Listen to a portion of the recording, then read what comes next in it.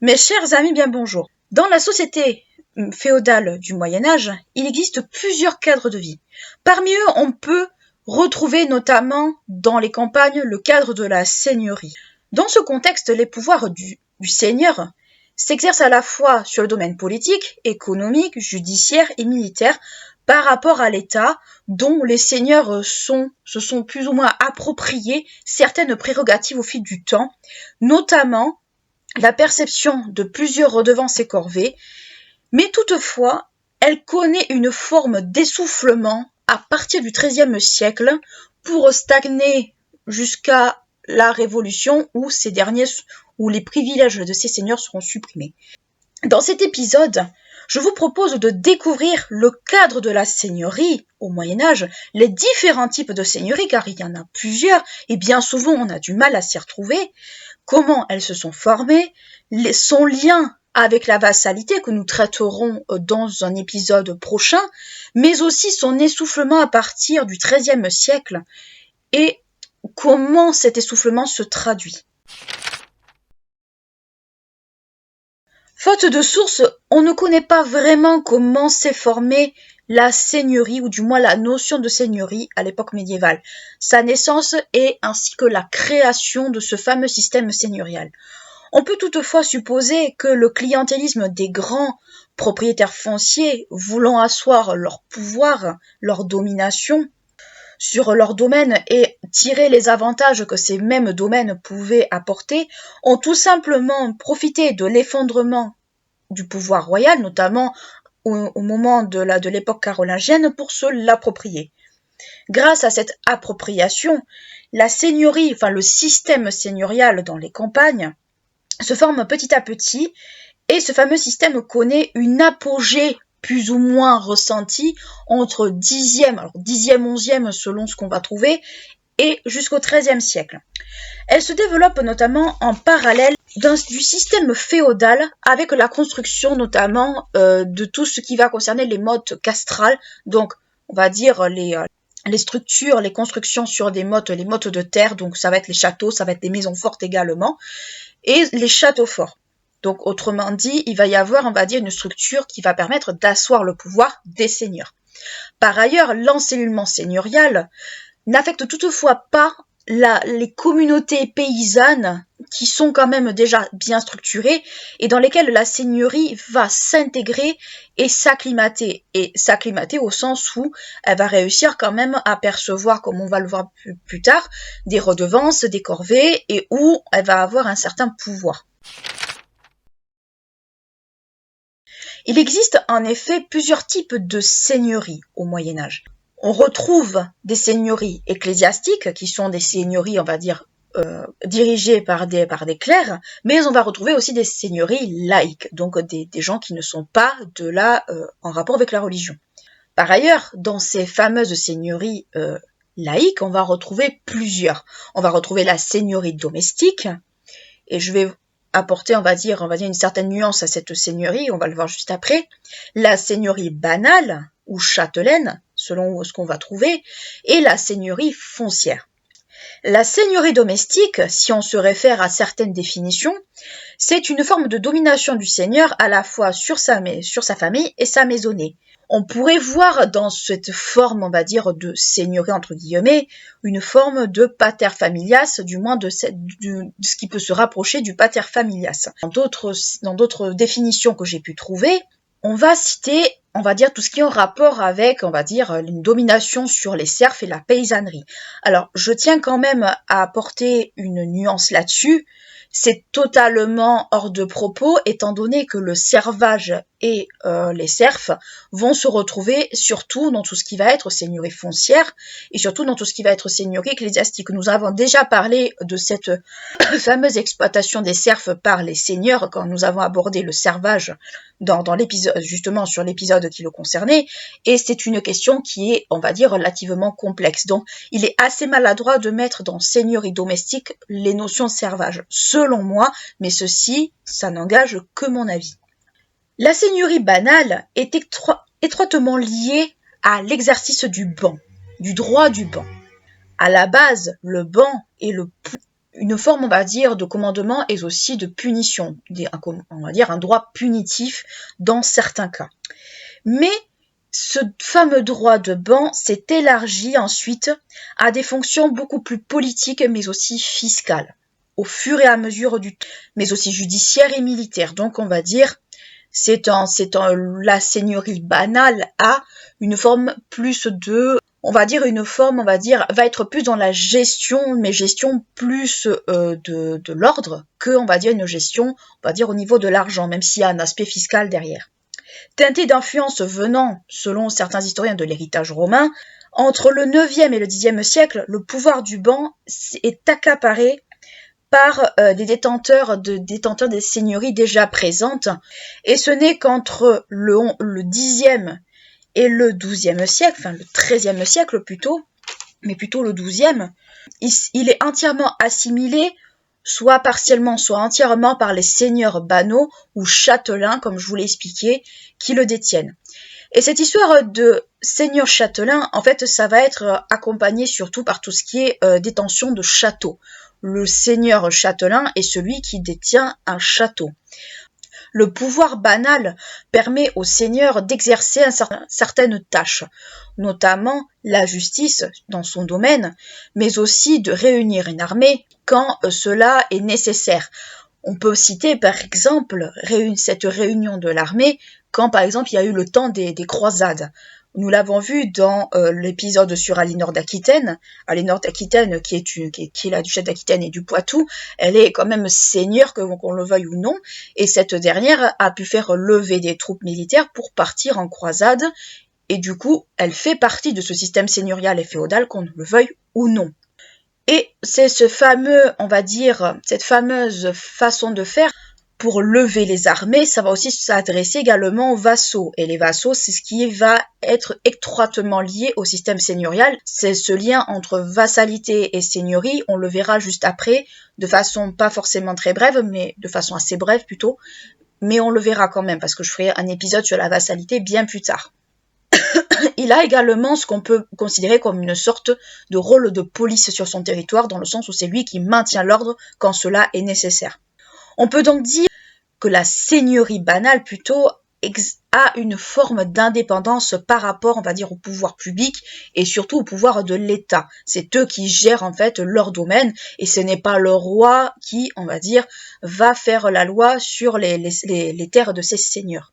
C'est eux qui s'en occupent. Et cela va se retrouver tout au long, on va dire, de la période féodale, jusqu'à, on va dire, que les pouvoirs des seigneurs à proprement parler soient un petit peu récupérés par justement les pouvoirs publics.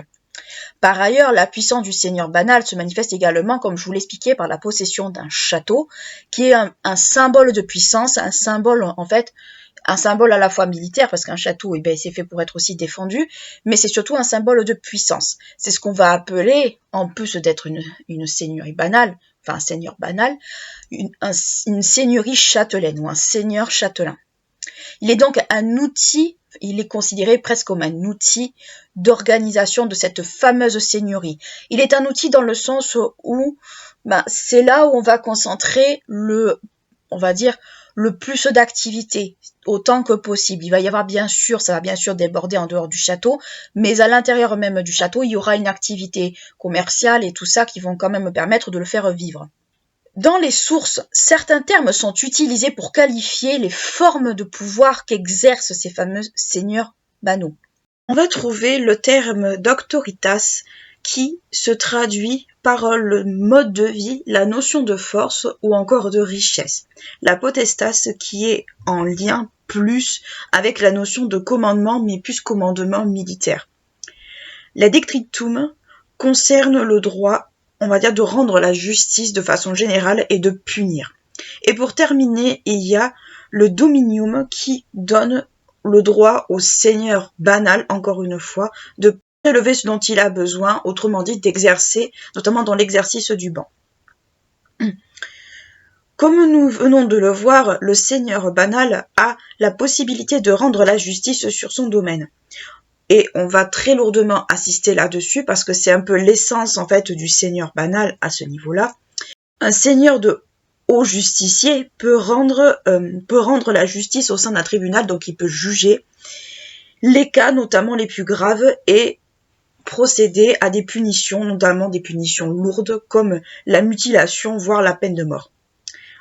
En revanche, un seigneur de basse justice va plus s'occuper, on va dire, de justice mineure. Donc on va dire de tous les petits larcins, probablement. Toutefois, les lois établies par le seigneur banal prennent en compte aussi un certain nombre de choses, notamment tout ce qui est en rapport avec la coutume. Beaucoup, on va dire, de procédures judiciaires sont issues de la coutume et le seigneur banal va en prendre compte. Notamment dans ce qui va concerner les appels aux témoins ou encore ce qu'on va appeler les ordalies, qui est un mode de jugement d'origine païenne. L'aspect judiciaire dans la seigneurie banale confère à son seigneur une forme d'autorité morale, mais c'est surtout, on va dire, sa principale source de revenus, entre autres, parmi d'autres choses. Le seigneur banal a également un devoir de protection de son domaine, du domaine où il exerce encore une fois son droit de ban, notamment des personnes vivantes sur ce fameux domaine. Ce devoir de protection se caractérise, encore une fois, nous l'avons vu avec le château qui est le centre, on va dire, de l'organisation du seigneur banal. Mais là, le château va servir de lieu de protection pour ceux qui doivent s'y réfugier, notamment en cas de guerre, d'affrontement ou ce genre de choses. Donc, il doit fournir une protection pour les membres, on va dire, pour les personnes qui habitent autour du château et qui sont sur le domaine du seigneur. En échange, on va dire, de cette mesure de protection, ce dernier va exiger, on va dire, un certain nombre de choses, notamment, on va dire, l'entretien des palissades, par exemple, ou encore des fossés. Donc, on vous protège, on veut bien vous protéger, mais derrière, il faut qu'il y ait une petite contribution derrière. La seigneurie banale et la seigneurie foncière, que l'on va voir juste après, peuvent également se mélanger, car les fonctions de commandement qui sont confiées au seigneur banal peuvent aller de pair avec celles du seigneur foncier. Les fonctions accordées au seigneur banal leur permettent, d'une part de commander les hommes, de lever les armées, un devoir de police, etc., sur leur domaine, et ceux du seigneur foncier leur permettent, on va dire, d'avoir une forme de contrôle, notamment sur les alletiers. On peut donc dire que ces deux formes de seigneurie peuvent se compléter mutuellement ou l'une, le plus souvent, ne va pas sans l'autre. La seigneurie foncière se caractérise donc par une possession foncière et plus exactement un domaine, une exploitation agricole, appelons ça comme l'on veut. Ce mode de seigneurie prend ses racines les plus profondes dans la notion de villa, au sens carolingien du terme. Donc villa, on peut comprendre aussi la villa antique, c'est-à-dire pas seulement la maison, mais tout le domaine à proprement parler. Globalement, ce type de seigneurie se caractérise par l'exploitation d'un domaine agricole, comme nous venons de le dire, sur laquelle le seigneur perçoit des redevances et cette dernière est par la suite exploitée par des tenanciers, voire par des serfs. La seigneurie foncière se distingue ou se divise plutôt en deux parties bien distinctes l'une de l'autre. Il y a tout d'abord la réserve seigneuriale qui est exploitée en faire-valoir direct et dont le seigneur perçoit, on va dire, les revenus, les profits, et il y a des tenures paysannes que l'on qualifie également de manses, qui sont concédées à des tenanciers contre certains services, notamment une part des récoltes ou des aides dans la réserve seigneuriale ou ce genre de choses. En fait, c'est vraiment deux sortes de fonctionnement. La réserve seigneuriale comporte des surfaces cultivées, ce qu'on va appeler des coutures. Alors ça va être déjà des jardins, des vignes, mais quand il va y avoir le grand défrichement, notamment entre le 11e et le 13e siècle, on va inclure tout ce qui est forêt, étangs et tout ce genre de choses. Donc en fait, ça va être des très très très très grands domaines qui vont être exploités. Ça va être la chasse, ça va être l'agriculture, ça va être tout un tas de choses. Les tenures ou manses, quant à elles sont généralement de dimensions suffisantes pour que ceux qui y vivent dessus puissent nourrir leur famille ou du moins puissent nourrir les personnes. Elles sont également appelées les censives. Du moins, c'est ce que j'ai pu trouver, moi, dans mes recherches. Les possesseurs de ces tenures, ou censives, appelons ça comme on veut, sont soit des paysans libres, soit des serfs. Et comme je vous l'ai expliqué, nous l'avons déjà vu quand nous avons abordé le servage, les serfs ne sont pas des esclaves, mais ce ne sont pas des personnes libres non plus. Ils sont soumis au seigneur d'une certaine manière. C'est ce qu'on va les appeler. De toute façon, ils seront considérés comme des non-libres. Le seigneur peut en disposer comme il veut jusqu'à un certain point, et ce sont eux qui vont surtout mettre en valeur principalement également les terres. Donc le servage, c'est vrai que là-dedans, c'est pas forcément quelque chose qui est en inadéquation. Donc, ces derniers peuvent en hériter moyennant, on va dire, un certain travail, notamment sur la réserve seigneuriale ou par le paiement de redevances. Ce qui va caractériser vraiment le système de seigneurie foncière, ça va être vraiment le paiement de redevances et de corvées. On le verra dans la partie sur tout ce qui est perception, on va dire, de paiement, ce genre de choses. On le verra à ce moment-là, mais concrètement, on verra ça à la fin quand on fera le petit bilan de cette partie. Ce qu'il faut bien comprendre. Ce système est mis à mal assez facilement à la fin de la période carolingienne, quand le système carolingien s'effondre. On l'a déjà vu plusieurs fois, le système carolingien s'effondre petit à petit, notamment entre le 9e et le 10e siècle, facilement. L'accroissement démographique a pour conséquence notamment le démembrement des villae au sens large du terme, c'est-à-dire des grandes familles. Ces dernières vont être un peu dispatchées un peu partout dans différentes paroisses ou différents endroits, et c'est ce qui fait que les familles vont se retrouver beaucoup plus réduites.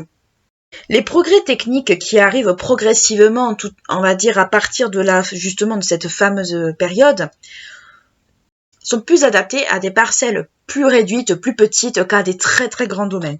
Par ailleurs, la monétisation de l'économie, donc l'arrivée progressive de la monnaie, le fait qu'on utilise un peu plus de monnaie, notamment monnaie d'argent, fait que il va y avoir des activités économiques, voire commerciales, qui vont évoluer, et la pratique du service en nature, et quand je dis service en nature, qu'on l'entende bien, c'est un service qui est plus dans le cadre d'échanges de récoltes ou de choses comme ça, est de moins en moins pratiquée. Il s'agit donc d'une évolution à la fois économique, mais aussi des modes de production, mais aussi des besoins également, auxquels les seigneurs fonciers doivent faire face, et aussi à s'adapter. À ces données, la seigneurie foncière modifie les anciens domaines, du moins les seigneurs fonciers, les anciens domaines carolingiens, car une grande partie de ces fameux domaines est concédée en tenure, encore une fois. De ces dernières, les seigneurs fonciers en perçoivent, comme je vous l'ai expliqué, des revenus, et ces revenus, nous les verrons plus tard, je l'ai fait exprès. Toutefois, la taille de ces seigneuries foncières est extrêmement variable, car cela peut venir de différents facteurs, d'héritage, partage ou encore des legs pieux à des seigneurs ecclésiastiques. Ça, on verra la particularité des seigneuries ecclésiastiques après. Cela peut entraîner, comme je vous l'ai expliqué, un éparpillement justement de cette fameuse seigneurie foncière un peu partout dans les paroisses. Alors il va y avoir aussi les divisions familiales, bien entendu, mais il va y avoir également justement ce fameux éparpillement qui va se faire par ces biais-là. À côté de ces formes de seigneuries dites laïques, entre guillemets, on peut trouver également des seigneuries dites ecclésiastiques, et c'est ce qu'on va voir maintenant.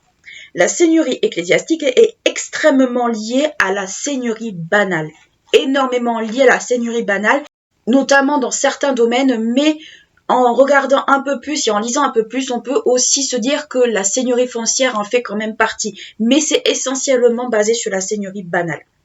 Ce type de seigneurie prend en visibilité, notamment en France, entre le XIe et le XIIIe siècle, au moment où les grands défrichements, comme je vous les ai dit, commencent un petit peu à venir. Cette période de grand défrichement met en avant des seigneuries beaucoup plus petites et beaucoup plus modestes. Et ces fameuses toutes petites seigneuries sont souvent tenues par des moines qui les dirigent à ce moment-là et que l'on va appeler ces fameuses seigneuries dirigées par des moines, Villeneuve, Villefranche ou encore bourgs. Alors les bourgs, on va aussi les trouver à l'extérieur des villes, mais là, ce sera des bourgs un peu plus particuliers. Dans ces nouvelles structures rurales, car les seigneuries, qu'elles soient banales, foncières ou ecclésiastiques, sont des structures rurales, il ne faut pas l'oublier. Et dans ces fameuses structures donc ecclésiastiques, ces fameuses seigneuries ecclésiastiques, ceux qui y vivent obtiennent des petites tenures, bon, afin d'y vivre bien entendu. Dans le milieu de la France, on va plus parler de sauveté, et dans ce cas de sauveté, les fondations sont bornées, alors de ce que j'ai pu trouver, sont bornées de 4 croix. Donc 4 croix pour les 4 coins de la croix, c'est pas difficile à comprendre, mais ça montre aussi un caractère extrêmement religieux de ces structures. Une partie du cens, le cens qui est en impôt, qui est levé, revient au seigneur ecclésiastique. La sauveté joue également d'un droit d'asile. Et le droit d'asile, c'est extrêmement lié, encore une fois, au caractère ecclésiastique, justement, de ces fameuses seigneuries. Le droit d'asile, ça permet aux personnes recherchées ou des personnes qui cherchent à se mettre à l'abri à bénéficier d'une forme de protection. C'est un droit d'asile qui prend cette fois-ci plus une forme de paix un peu spéciale, un peu collective, qui va avoir tendance à s'inscrire dans une continuité de la paix de Dieu. Nous verrons la paix de Dieu dans un épisode consacré à ça, mais globalement, ça a une volonté de s'inscrire là-dedans. Et par ailleurs, les fonctions judiciaires et guerrières, parce qu'il faut bien de l'ordre dans ces seigneuries, est assurée plus par des vidames ou des avoués qui sont des officiers du seigneur ecclésiastique, donc ce n'est pas lui qui s'en occupe.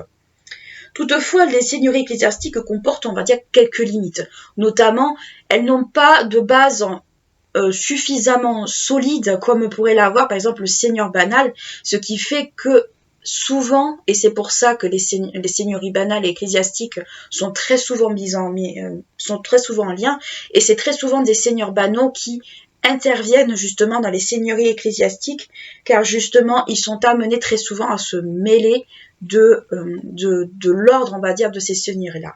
Donc, qu'est-ce qu'il faut comprendre dans toute cette glaise?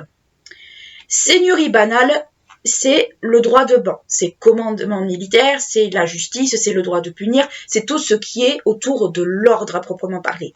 Seigneurie foncière, c'est tout ce qui est autour du domaine, c'est-à-dire le domaine agricole, tout ce que la réserve c'est seigneuriale, les tenures, c'est le paiement des redevances, c'est tout ce qui est autour de l'exploitation de la terre et des revenus qu'elle procure, et aussi le fait que le seigneur puisse en vivre, et ce qui s'y trouve aussi également.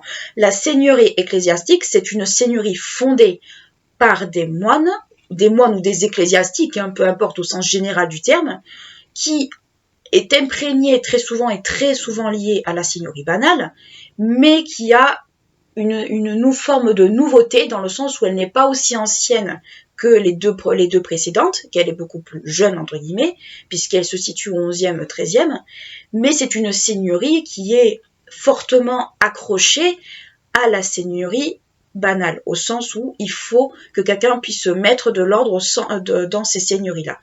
Et c'est une seigneurie où c'est extrêmement imprégné, si on peut la caractériser comme ça, d'aspect religieux, dans un certain sens. Donc voilà ce qu'il faudrait retenir globalement de ces 3 formes de seigneurie. Il y en a certainement beaucoup d'autres, mais c'est celle qu'on va retrouver le plus souvent, en sachant que la seigneurie banale et foncière sont très souvent associées l'une à l'autre, que la seigneurie banale et ecclésiastique sont associées l'une à l'autre, mais globalement, voilà ce qu'il faut vraiment retenir de toutes ces définitions et de toute cette glaise. Dans une seigneurie banale, les dépenses sont très nombreuses et coûteuses, comme par exemple les dépenses liées à la possession d'un château. En possession, on va entendre entretien et compagnie d'un château, ou encore le train de vie du seigneur lui-même.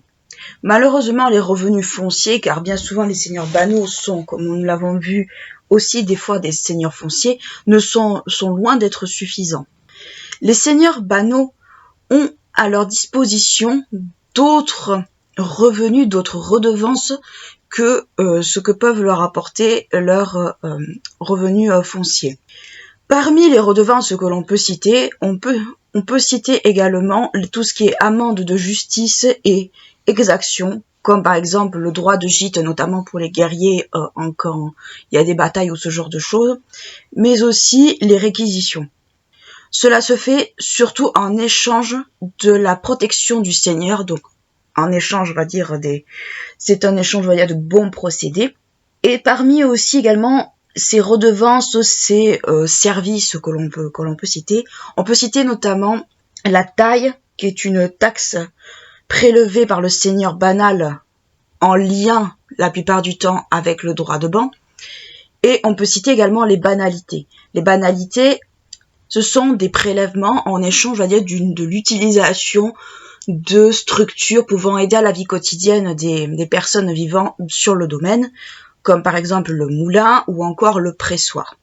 À tout cela, il faut également ajouter des revenus provenant des péages, mais aussi de ton-lieu ou de droits de marché. En d'autres termes, tout ce qui peut être taxable.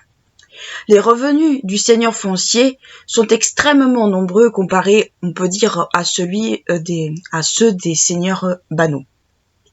Pour certains d'entre eux, ils sont, et pour la plupart d'entre eux, nous pouvons dire, ils sont en lien direct avec la possession des tenures.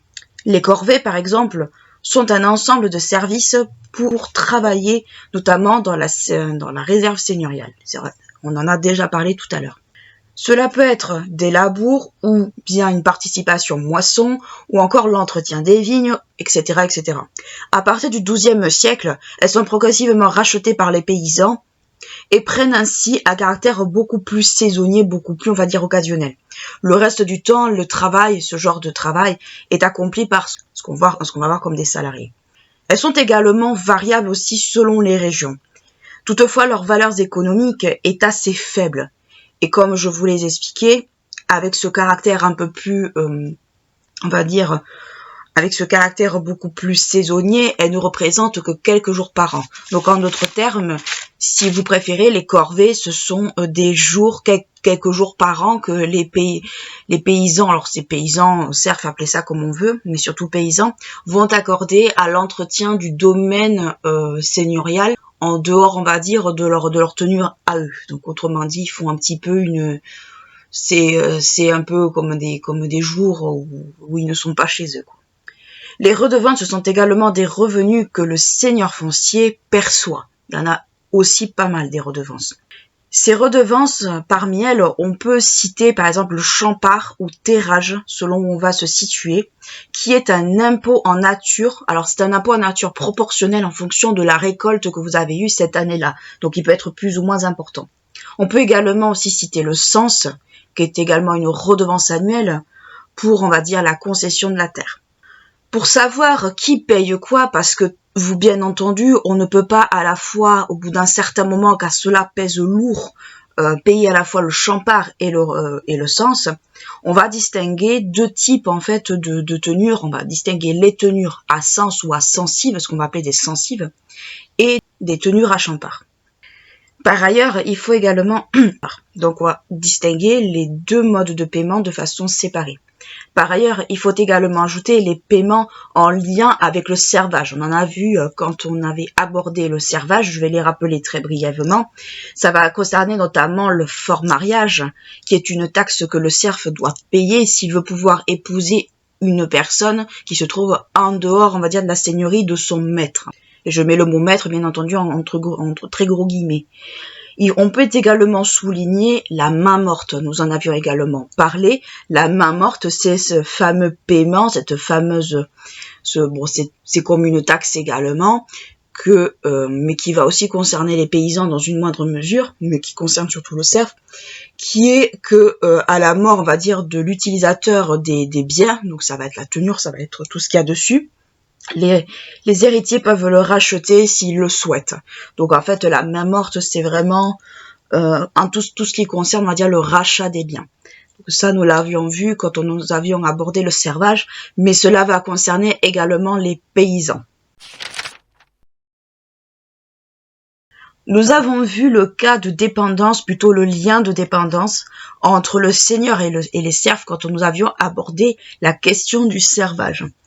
Mais il existe au Moyen-Âge bien d'autres liens de dépendance, on peut dire, et celui que l'on connaît peut-être le mieux, que celui auquel on va peut-être penser le plus sans vraiment se douter que c'en est un, c'est le lien de vassalité entre le seigneur et son vassal. Le lien seigneur-vassal s'appuie sur un bénéfice accordé par le seigneur à son vassal.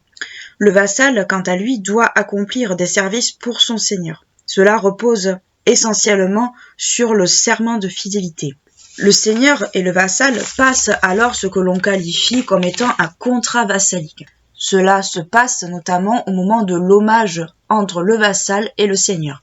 Au moment de ce fameux hommage, le vassal se présente alors tête nue et s'agenouille devant son seigneur avant de joindre ses mains et de les placer dans celles de ce dernier. Après cela, le vassal exprime sa volonté, notamment de donner sa fidélité à son seigneur. Il s'agit donc de ce qu'on va qualifier de contrat de fidélité ou de serment de fidélité. À ce moment-là, il accorde sa foi à son seigneur et en France, petite particularité, le seigneur et le vassal, on va dire, se donnent un baiser pour, on va dire, sceller justement ce fameux contrat de fidélité. Avec ce fameux contrat, le vassal doit à son seigneur le concilium ou le conseil. Il s'agit d'une obligation pour laquelle le vassal doit assister aux assemblées réunies par le seigneur. Assemblée, on s'entend, assemblée en tout genre. Il a également l'obligation d'auxilium, c'est-à-dire de rendre la justice au nom de son seigneur ou du moins à sa place quand cela est nécessaire.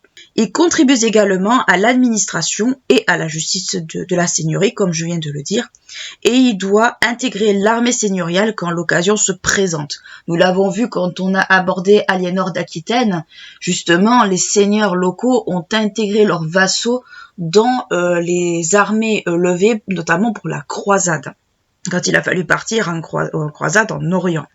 Toutefois, il peut arriver qu'un vassal soit félon, autrement dit infidèle à son seigneur. Et dans ce cas-ci, il arrive que ce fameux vassal prête serment à plusieurs seigneurs et qu'il se mette au service de celui qui le paie le mieux. Autrement dit, l'appât du gain est roi. Quand le seigneur premier à qui le vassal en question a promis fidélité et tutti quanti en premier, il l'apprend que son vassal n'est pas aussi fidèle qu'il le prétend. Le seigneur en question prononce alors des sanctions et ces sanctions passent notamment par la confiscation du fief. Car en effet, dans l'hommage, dans la cérémonie de l'hommage, il est de coutume en fait d'accorder un fief à son vassal. La notion de fief à proprement parler est en lien justement avec ce fameux contrat seigneur-vassal. Le terme de fief à proprement parler est un mot que l'on voit apparaître dans des sources principalement venant de l'ouest de l'Allemagne, du moins dans les premiers temps du système féodo-vassalique, comme on peut le trouver. Cela est notamment repris plus à la fin du XIe siècle, mais comme un terme plus juridique de juristes et d'historiens moderne plutôt qu'un terme à proprement parler de l'époque. Donc autrement dit, ça n'a pas forcément, on va dire, l'impact qu'on peut lui attribuer de nos jours dans les recherches historiques, mais ça reste, on va dire, une notion qui se réfère justement à ce fameux fief, à ces fameuses terres que l'on accorde au vassal. La concession du fief au vassal par son seigneur passe par une cérémonie d'investiture. Durant cette cérémonie d'investiture, c'est plus, on va dire, un acte symbolique qui est accordé. Cette fameuse concession du fief constitue plus un acte symbolique qu'autre chose. Et durant cette fameuse cérémonie, on assiste à ce qu'on appelle à la remise d'un objet symbolique qui représente ce fief. Alors ça va être tout et n'importe quoi, ça va être un étendard, ça va être une motte de terre, ça va être une poignée de paille, ça va être quelque chose, on va dire, qui représente la terre ou du moins la végétation, ce genre de choses. Du moins en ce qui concerne tout ce qui est poignée de paille, poignée de terre ou ce genre de choses. La concession du fief se fait dans le même temps, comme je vous le disais, du serment de fidélité. Ce qu'il faut bien comprendre, en fait, c'est que la dédition, c'est-à-dire quand le vassal se présente tête nue et s'agenouille devant son maître, le serment de fidélité qui lie le seigneur, le maître, je mets ça entre guillemets, le seigneur au vassal, et ensuite vous avez la concession du fief, font partie, on va dire, de tout cet ensemble que constitue l'hommage. Donc il faut vraiment bien avoir ça en tête quand on parle de l'hommage dans le système féodo-vassalique. Concernant la concession toujours de ce fameux fief, cela n'est pas vraiment consigné dans les actes écrits à proprement parler, ou du moins extrêmement rarement. Cette concession du fief, cette fameuse possibilité au vassal d'avoir, on va dire, des terres, a, on va dire, une contrepartie relativement lourde, qui est en fait une forme d'emprise ou de dépendance du vassal par rapport à son seigneur. Donc, autrement dit, ce n'est pas le même genre de lien que comme ça pourrait l'être pour le servage, mais ça fait partie de ce système de dépendance, que l'on ne le veuille ou pas, entre un puissant et un moins puissant. Pour contrer, on va dire, le phénomène de multiplication des hommages de certains vassals, ce qui est autrement dit les vassals qui vont jurer fidélité à plusieurs seigneurs et notamment à celui qui va le payer le plus, le vassal, on va dire, le plus puissant du lot, ce qui ne veut pas dire que c'est celui qui paye le mieux, mais on peut supposer que c'est le cas, va avoir recours à ce qu'on va appeler l'hommage lige, autrement dit, avoir une certaine forme de primauté auprès de ce vassal par rapport aux autres. Et encore une fois, il va s'agir d'une forme d'ascendant, de dépendance par rapport justement à ce seigneur qui paye mieux que les autres. Mais aussi une forme de hiérarchisation entre les différents seigneurs. Comme je vous l'ai expliqué, mais que ce soit dans un cas ou dans un autre, le vassal a un certain nombre de devoirs envers son seigneur, et notamment le devoir de l'assister au cours, on va dire, de tout ce qui est de rendre la justice, notamment par rapport à certaines formes de décision, et plus précisément, il doit l'assister, rendre la justice à sa place, comme je vous l'ai dit, et se conforter aux verdicts qui sont prononcés par rapport à certaines formes de délits. Mais il a également une série d'aides, de redevances aussi à lui verser ou encore de services. Donc autrement dit, c'est un petit peu comme on l'avait vu pour le cerf, pour autre chose, ça reste une relation de dépendance et pas une relation, on va dire, qui est basée sur la liberté de chacun. Il faut comprendre une chose, c'est que par rapport à ça, et je vais revenir à la fois sur cette notion de vassalité, mais aussi de servage, puisque cela rentre, on va dire, dans le cadre de la seigneurie. Le système féodo-vassalique, du moins à ce niveau-là, se caractérise beaucoup par un système de dépendance d'un puissant par rapport à un moins puissant, ou qu'on peut qualifier de non libre. Et les vassaux, qu'on le veuille ou pas, sont quand même des personnes qui sont pas forcément libres à proprement parler. Donc, c'est vrai que ça peut paraître relativement bizarre d'inclure un vassal dans un système, on va dire, qui concerne les non-libres, mais quand on lit certains historiens modernes, je pense par exemple à Jacques Le Goff ou à d'autres, c'est vrai que la relation peut être facilement établie et on peut aussi pousser un peu plus loin avec les salariés, par exemple au Moyen-Âge, qui sont aussi dans un cas de dépendance. Bref, cela fait partie justement de ce système de dépendance du système féodo-vassalique qui est extrêmement présent et sur lequel peut-être on a tendance un peu à faire main basse ou voire à oublier certaines notions. En conclusion, ce que l'on pourrait en dire, c'est que la seigneurie, qu'elle soit banale, foncière, ecclésiastique ou peu importe, s'inscrit en fait dans ce système féodal à proprement parler que l'on connaît, notamment pas forcément au tout début du Moyen-Âge, mais que l'on va connaître dans la seconde partie du Moyen-Âge jusqu'au XIIIe siècle. C'est une structure qui va se calquer sur le fonctionnement des campagnes, mais aussi qui va peut-être apporter une forme de chaîne au niveau de ce système. Je m'explique. On a les paysans qui sont là pour travailler la terre, pour travailler la terre, la mettre en valeur et tout ça.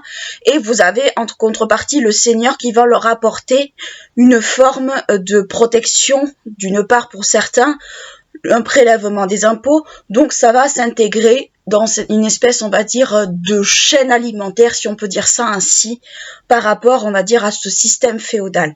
La seigneurie va se perpétuer jusqu'à la Révolution, même si elle va perdre petit à petit au fil du temps, et notamment à l'époque moderne, elle va perdre petit à petit cet aspect qu'elle avait au Moyen-Âge, pour n'avoir, on va dire, de seigneur quasiment presque que le titre et des prérogatives notamment très très maigres, puisque le pouvoir public, donc l'État, va se réapproprier ces prérogatives en question, les prérogatives en question au fil du temps, et du coup va avoir on va dire, une forme de pouvoir intégral ou de récupération plutôt de ces pouvoirs. Avec la Révolution, ces fameux seigneurs vont voir leurs privilèges, leurs titres, leurs domaines seigneuriaux supprimés. Cela va notamment se retrouver dans les cahiers de doléances de 1789 et on va le retrouver, notamment, on va retrouver d'autres mentions quand il va y avoir la période de ce qu'on va appeler la Grande Peur. Donc en vrai, le système seigneurial va commencer au Moyen-Âge et va se terminer, on va dire, au lendemain de la Révolution, avec des pics plus ou moins forts de domination, d'indépendance, mais qui vont se traduire à la fin du Moyen-Âge par, on va dire, une forme de stagnation, voire une forme de diminution, notamment dans les pouvoirs. Toutefois, il ne faut pas oublier qu'au Moyen-Âge, et à l'époque moderne peut-être ce sera différent, je ne suis pas spécialiste de l'époque moderne, nous entendons bien, mais au Moyen-Âge, cela fait partie et cela apporte une forme de stabilité dans ce système, on va dire, féodal. Je viens de le dire, mais je vais très insister lourdement là-dessus. Cela apporte une forme de stabilité, cela s'inscrit même dans le paysage féodal, dans le paysage des campagnes, notamment en France, mais ailleurs aussi, et cela va pouvoir contribuer à certains moments à participer à des grands événements. Ce système féodal on va dire, on l'a vu par rapport aux croisés, par rapport aux croisades, avec notamment l'épisode sur Aliénor, les seigneurs, que ce soit des ducs, des comtes ou peu importe, se basaient justement sur les vassaux, vont se baser sur ce pouvoir seigneurial, ce pouvoir d'ost pour pouvoir constituer leur armée et ainsi pouvoir partir en guerre quand cela est nécessaire. J'espère que cet épisode vous aura plu, qu'il vous aura intéressé. J'ai essayé de débroussailler autant que possible ces notions de seigneurie dans ce système féodal ô combien complexe et ô combien difficile parfois à suivre. Moi-même, je me suis très souvent perdue dans les méandres de ce système féodal. J'espère en tout cas que cela vous aura apporté au moins quelques éclaircissements, peut-être des bases ou peut-être une forme, on va dire peut-être de clarté par rapport à certaines notions et que derrière cela vous incitera à faire des recherches justement sur ces fameuses seigneuries ou ce fameux système féodal au Moyen-Âge dans des recherches futures. N'hésitez pas à liker, clocher la vidéo si elle vous a plu, à vous abonner à la chaîne si ce n'est pas encore fait. Moi, je vous dis à très bientôt pour un nouveau podcast et d'ici là, prenez bien soin de vous.